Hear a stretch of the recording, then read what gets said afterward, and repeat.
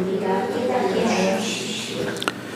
오늘 하나님께서 우리에게 주시는 말씀은 사도행전 12장 1절에서 5절 그리고 12절에서 17절입니다.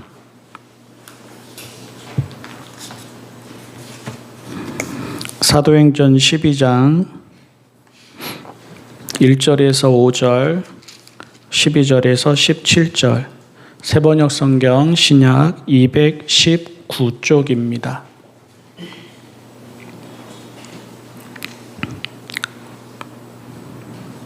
이 무렵에 헤롯 왕이 손을 뻗쳐서 교회에 속한 몇몇 사람을 해하였다. 그는 먼저 요한과 형제간인 야고보를 칼로 죽였다. 헤롯은 유대 사람들이 이 일을 기뻐하는 것을 보고 이제는 베드로까지 잡으려고 하였다. 때는 무교절 기간이었다. 그는 베드로도 잡아서 감옥에 가두고 내 명으로 짠 경비병 네 패에게 맡겨서 지키게 하였다. 유월절이 지나면 백성들 앞에 그를 끌어낼 속셈이었다. 이렇게 되어서 베드로가 감옥에 갇히고 교회는 그를 위하여 하나님께 간절히 기도하였다. 다음은 12절부터입니다. 이런 사실을 깨닫고서 베드로는 마가라고도 하는 요한의 어머니 마리아의 집으로 갔다. 거기에는 많은 사람이 모여서 기도하고 있었다. 베드로가 대문을 두드리니 로데라는 어린 여종이 맞으러 나왔다. 그 여종은 베드로의 목소리를 알아듣고 너무 기뻐서 문을 열지도 않고 도로 달려 들어가서 대문 앞에 베드로가 서 있다고 알렸다. 사람들이 여종에게 내가 미쳤구나 하고 말하자 여종은 참말이라고 우겼다. 그러자 그들은 베드로의 천사일 거야 하고 말하였다. 그동안에 베드로가 줄곧 문을 두드리니 사람들이 문을 열어서 베드로를 보고 깜짝 놀랐다. 베드로는 손을 흔들어서 그들을 조용하게 하고 주님께서 자기를 감옥에서 인도하여 내신 일을 이야기하였다. 그리고 그는 이 사실을 야고보와 다른 신도들에게 알리시오 하고 말하고는 거기에서 떠나 다른 곳으로 갔다. 아멘. 오늘은 사도행전 12장의 말씀을 읽었습니다. 누가가 전하는 그리스도인의 길, 누가가 말하는 그리스도인의 삶이 어떤 것인지 매주 한 잔씩 읽어가면서 살펴보고 있고요. 오늘은 12장 베드로가 잡혀갔다가 다시 풀려나는 이 내용을 가지고 신앙인의 기도라는 제목으로 또 신앙인의 믿음은 어떠해야 하는지 그것에 대해서 같이 나누어 보려고 합니다. 먼저 글 같이 봅니다. 신앙인이라고 시련이 피해가지는 않습니다. 신앙인도 아프고 실패하고 죽습니다. 신앙인은 도깨비의 요술 방망이나 알라딘의 램프를 가진 사람이 아닙니다. 누구나 건강하고 평안하기를 바라지만 누구도 그렇게만 되지는 않듯이 신앙인도 늘 건강하고 평안하기를 바라지만 늘 그렇게 되지는 않습니다. 오히려 신앙인에게는 신앙인이어서 겪는 고난이 있습니다. 신앙인은 마냥 편안히 살게 되지 않습니다. 세상에서 하나님의 나라를 구합니다. 넓은 길을 버리고 좁은 길을 걷습니다. 자기 십자가를 지고 주님을 따릅니다. 모르는 사람들이 보기에는 사서 고생합니다. 쉬운 삶 놔두고 어려운 삶 선택합니다. 베드로에게 큰 어려움이 닥칩니다. 이전에도 공회에 잡혀가 노골적으로 위협을 받기도 했지만 이번에는 더 심각합니다. 헤롯이 그를 잡아들입니다. 6월절이 지나면 군중 앞에서 재판을 받게 됩니다. 예수님을 잡아들였을 때와 다르지 않습니다. 게다가 헤롯은 얼마 전 처음부터 그와 함께 예수님을 따른 요한의 형제 야고보를 처형했습니다. 이제 베드로의 차례인 것입니다. 당연히 교회는 기도합니다. 간절히 기도하고 함께 모여 기도합니다. 교회가 할 수 있는 일이자 해야 하는 일입니다. 교회는 기도 없이 할 수 있는 일이 없고 기도 없이 해야 하는 일도 없습니다. 하나님이 일하시기를 기도하고 하나님이 응답하시기를 기도해야 합니다. 하나님의 뜻이 이루어지기를 기도하고 하나님이 지켜주시기를 기도해야 합니다. 그런데 뭔가 좀 다른 것이 보입니다. 교회도 베드로도 그 밤에 아니 그 이전부터 꾸준히 그리고 열심히 기도해 왔을 것입니다. 예수님이 어떻게 돌아가셨는지를 압니다. 스데반이 어떻게 죽었는지를 압니다. 야고보가 어떻게 죽었는지를 압니다. 그들이라고 예외가 되지 않을 것임을 압니다. 당연히 기도하고 또 기도했을 것이고 쉬지 않고 기도하고 또 기도할 것입니다. 그런데 초점은 그 기도의 내용입니다. 단순히 풀려나기를 기도한 것 같지가 않습니다. 어려움이 피해가거나 사라지기를, 위험과 위협과 고통과 죽음이 피해가거나 사라지기를 기도한 것 같지가 않습니다.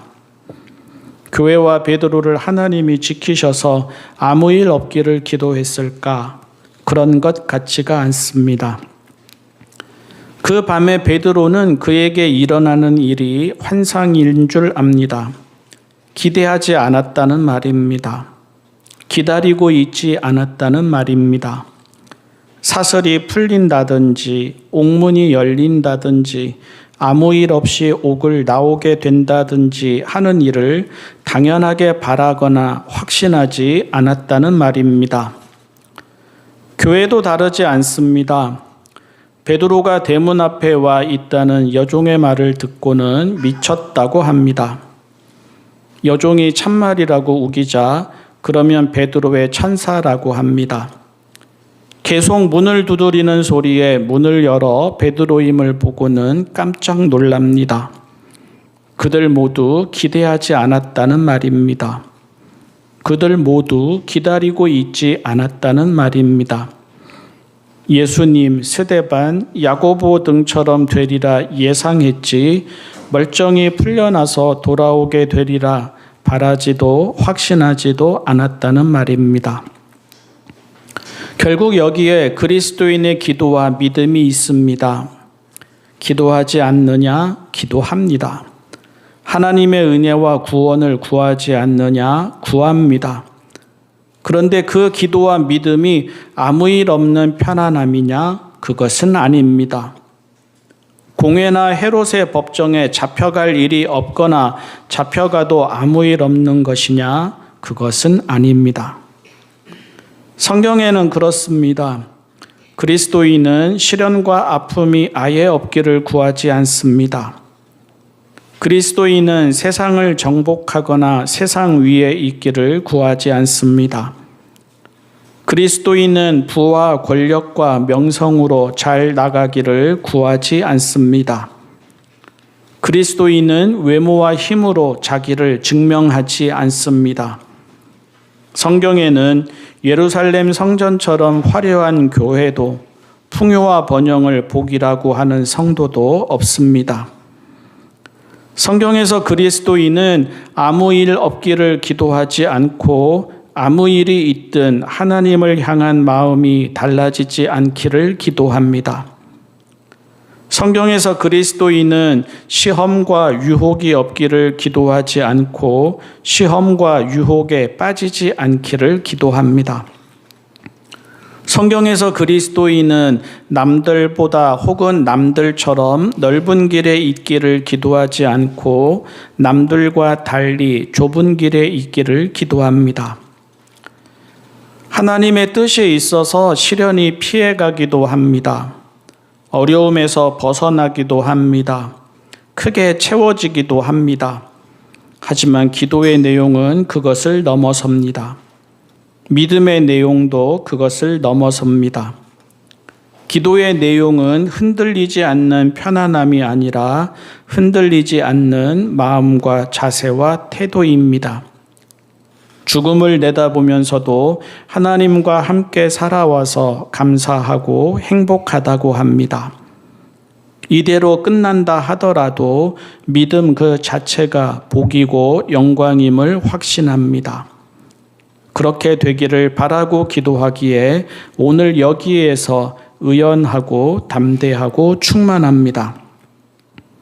겸손히 우리의 기도를 돌아봅니다. 정직히 우리의 믿음을 돌아봅니다. 신앙인의 기도와 믿음은 기복신앙을 넘어 하나님과 함께 살다가 하나님께로 돌아가는 것임을 다시 마음에 새깁니다. 그럴 수 있기를 기도합니다. 개인적인 강구를 하지 말자는 말이냐?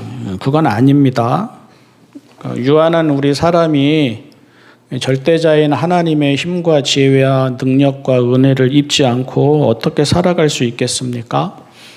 건강을 위해서 기도해야 하고, 시험을 앞두고 있으면 시험을 위해서 기도해야 되고, 취직을 해야 되게 되면 취직을 위해서 기도해야 되고, 열매를 거둘 때가 되면 열매를 제대로 잘 거둘 수 있게 해달라고 기도해야 되고, 사람들과의 사이나 관계가 틀어지면 그 관계가 풀리고 회복되기를 기도해야 합니다. 하루의 평안을 위해서도 기도해야 되고, 왜냐하면 하루를 우리의 힘과 의지로 살아갈 수만은 없으니까요. 일주일의 평안을 위해서도 기도해야 되고, 우리가 죽는 날까지의 평안을 위해서도 날마다 기도해야 합니다.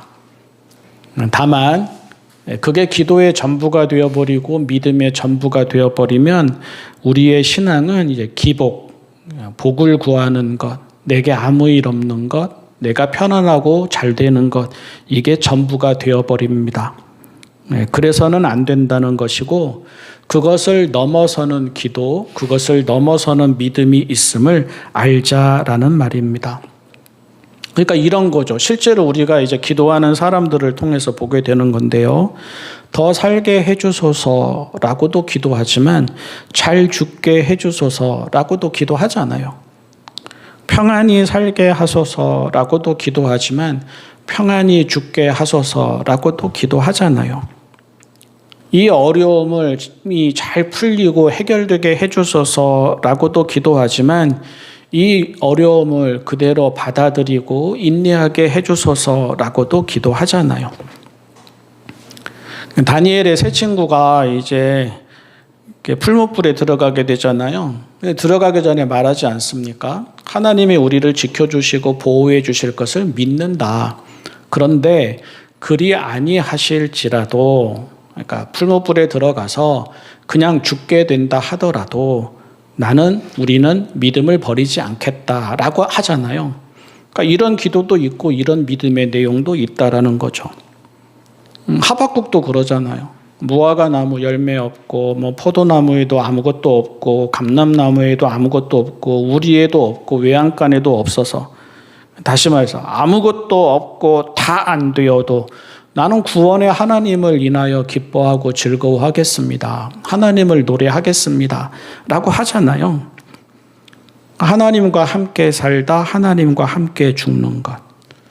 하나님과의 친밀함을 구하면서 살다가 하나님과의 친밀함 안에서 죽는 것. 하나님의 뜻을 따라서, 유진 피터슨 목사님의 표현을 빌어오자면 한 방향으로의 오랜 순종의 길을 걷다가 그 길을 마치는 것. 이것이 기도 제목이라는 거죠. 이것이 신앙인, 하나님의 사람, 그리스도인의 믿음의 내용이라는 거죠. 그것을 우리가 오늘 읽은 말씀을 통해서도 보는 거잖아요. 그 밤에 일어난 일에 대한 반응을 보자라는 거예요. 하나님이 우리의 기도를 들으시고 응답하셨다. 베드로도 그렇게 말하지 않고 그 밤에 열심히 기도한 교회도 그렇게 말하지 않잖아요. 그러니까 기적을 구하지 않았다라는 말인 거죠. 기도는 했는데, 기도해 왔을 것이고 또 베드로가 잡혀갔으니까 더 열심히, 더 간절히, 더 많이 함께 모여서 기도는 했는데, 기도했을 텐데, 당연히 그랬을 텐데 기적을 구하지 않았다라는 거죠. 오히려 미루어 짐작해 보자면 잘 죽게 해주소서라고 기도했을 가능성이 훨씬 더 크고 많다라는 거죠. 죽게는 되었는데 풀려나서 다른 곳으로 가게 해주십시오라고 기도한 것이 아니라 하나님, 복음을 전하다가 주님의 제자로 살다가 그리스도의 사도로 살다가 악한 권력에 의해서 세상 불의에 의해서 이렇게 잡혀가 주님이 가신 그 죽음의 길을 가게 되었는데 스데반처럼 죽게 되었는데 얼마 전에 죽은 야고보처럼 죽게 되었는데 기적을 행해 주십시오가 아니라 그런 상황에서도 눈은 주님을 보게 해 주십시오. 얼굴은 빛나게 해 주십시오. 왜냐하면 스데반이 죽을 때 얼굴이 빛났다라고 되어 있잖아요. 얼굴은 빛나게 해 주십시오. 마음은 평안하게 해 주십시오. 그런 식으로 기도했다라는 말이죠. 그것을 우리가 오늘 말씀을 통해서 보게 된다라는 것이고, 아, 이게 그리스도인의 기도이었구나. 아, 이것이 그리스도인의 믿음이었구나. 확인하게 된다라는 거죠. 우리도 그렇게 되어가야 하지 않겠습니까? 우리의 기도, 우리의 믿음이 그렇게 되어 가야 하지 않겠습니까? 강구의 기도를 드리면서 기도를 배웠습니다. 어느 누구나 그렇잖아요. 아기가 태어나면 왁 울면서 젖달라, 먹을 거 달라, 안아달라, 잠재워달라 그러면서 이제 아기가 자라나지만 그게 어느 시점이 되면 그게 달라지는 것처럼 우리도 처음에는 강구의 기도를 배웠죠. 하나님 아프지 않게 해주세요. 밤에 잠 잘 자게 해주세요. 어려움 없게 해주세요. 시험에 붙게 해주세요. 원수들이나 적들이 나타나지 않게 해주세요. 이렇게 기도를 배우면서 자라났지만 어느 시점이 되면 이 기도가 사귐의 기도로 넘어가야 한다라는 거죠. 하나님의 은혜는 하나님 나라 가는 날까지 구해야 돼요. 하나님의 자비도 하나님의 나라 가는 날까지 구해야 되고요. 하나님의 능력도 하나님의 나라 가는 날까지 구해야 돼요. 주님의 기도에 나와 있듯이 일용할 양식을 위해서 날마다 기도해야지 되고 그래야지 우리가 하루의 생명을 얻고 하루의 날을 받아서 살아가요.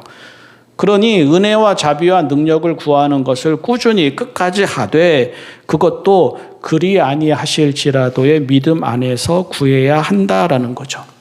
그리 아니하실지라도 이것이 전부일지라도 이렇게 끝이 난다 하더라도 주님과 함께 살아왔으니 충분합니다. 주님이 나의 목자이시니 부족함이 없습니다. 주님이 나와 함께 하셨으니 아쉬울 게 없습니다.